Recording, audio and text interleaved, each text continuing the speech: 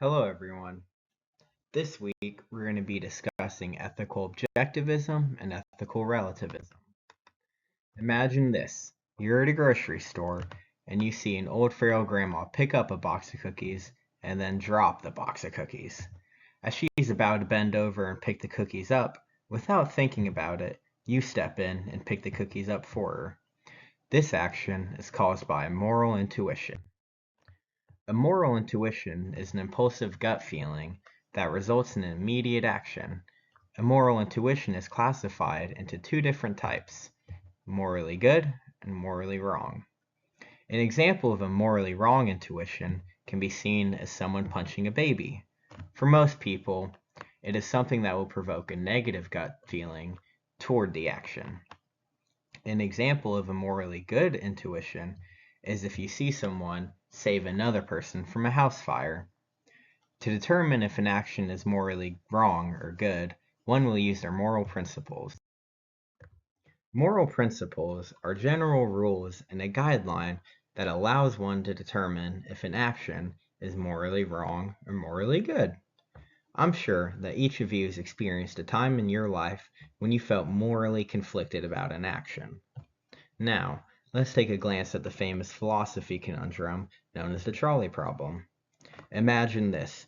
You're sitting in an operator control booth with a lever sitting in front of you, and in the distance, you see a train approaching quickly. Upon further inspection of the railroad track, you notice that the train is headed straight towards 5 people who are tied down on the track. Then, upon even further inspection, you notice that there's another railroad track which only has one person tied down to it. You are then faced with the option of not touching the lever, resulting in the train killing the 5 people, or you can pull the lever and the train kills one person. There are many moral principles that can be examined within this conundrum. One moral principle that can guide someone in this conundrum is the moral principle to save as many lives as possible, which, in that case, you would pull the lever and let the one person die. Another moral principle that can be used in this is that one would never want to have a direct action that would take the life of someone else, meaning that you wouldn't want to pull the lever and you would just let the 5 people die. Now, take a moment to pause the video and imagine what your actions would be. Furthering the trolley problem, imagine that the one person on the railroad track happened to be a loved one, a friend, a family, someone of yours that is great importance to you. Would that change the way you respond? And keep the trolley problem in mind, as it will be referenced a few more times throughout this video. Now, let's move on to the ethical theories that this week is about. There are two types: ethical relativism and ethical objectivism. There are two types of ethical relativism, which are subjective relativism and cultural relativism. Ethical relativism contends that the beliefs of an action should be relative to some group or individual. An ethical relativist would argue that there is no objective moral truth. For example, an action would only be morally wrong or morally good if the individual determines for themselves that the action is morally wrong or morally good. The only time an ethical relativist would believe that an action is morally wrong or morally good would be entirely dependent on the relation that that action has to the individual or the individual's beliefs in a group. Subjective relativism is the notion that every moral claim and intuition is subjective in relation to every individual. Subjective relativism can best be understood as the phrase, "to each their own." Now, pause the video for a moment and think about someone who is a subjective relativist, what they would choose for the trolley problem. For the sake of the argument, I will argue as a subjective relativist. For me, as a subjective relativist, if I were in the position of the trolley problem, I would pull the lever and let the train hit the one person. For me, it is the morally good action to take because I would kill someone to save 5 people. Here is another way I can argue as a subjective relativist. For me, I would not pull the lever and kill one person. I would instead let the train hit the 5 people. Because for me, it is the morally right action to take because killing someone directly is morally wrong. Now, let's take these two arguments and pit them against each other.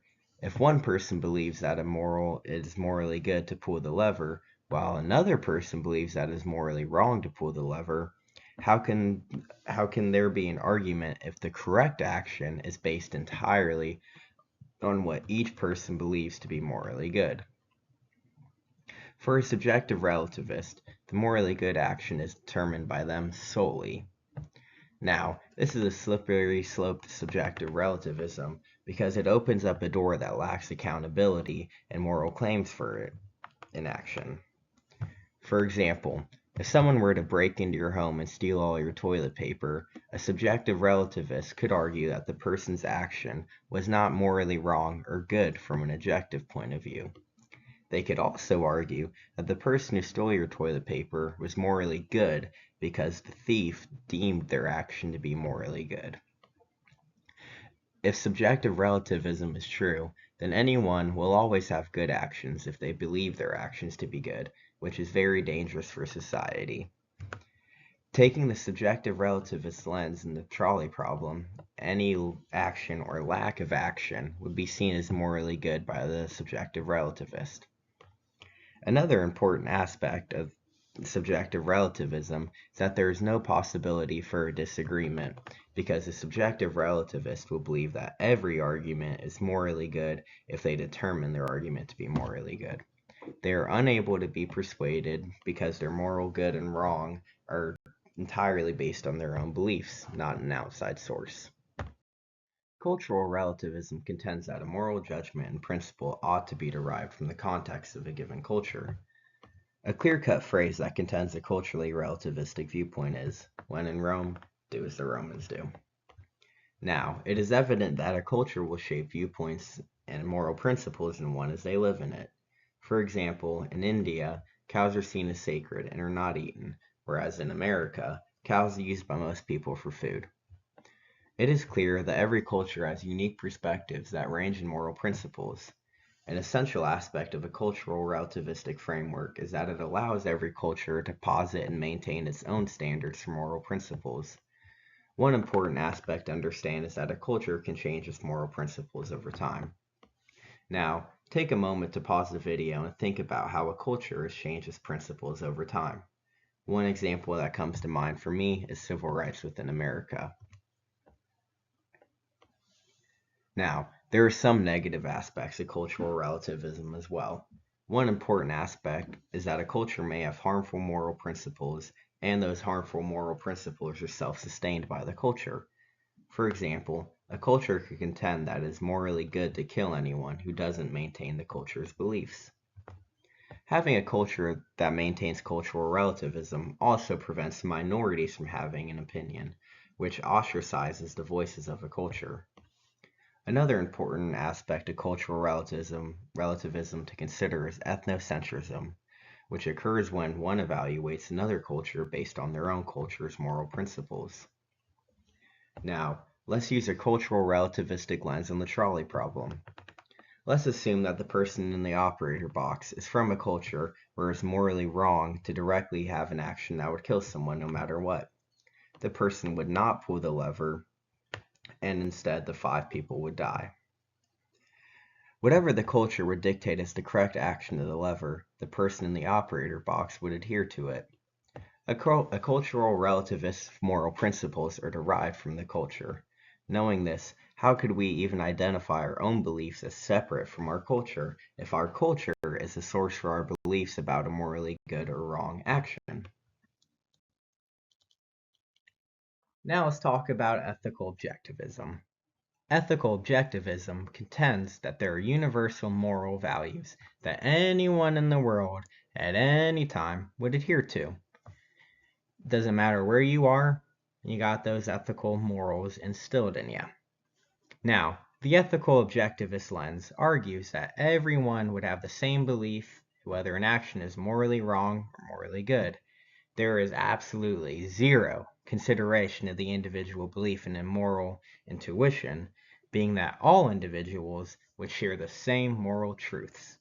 Now, go ahead and pause the video and try to think of some ethical intuitions that every person in the world would believe are wrong or good.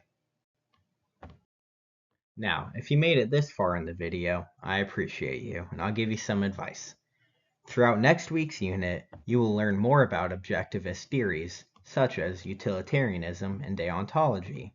Now, it will be helpful for your understanding to refer with these objectivist theories back to the trolley problem and how each theory would respond to the conundrum. Also, keep in mind that this week's quiz will be based on this video. Thank you.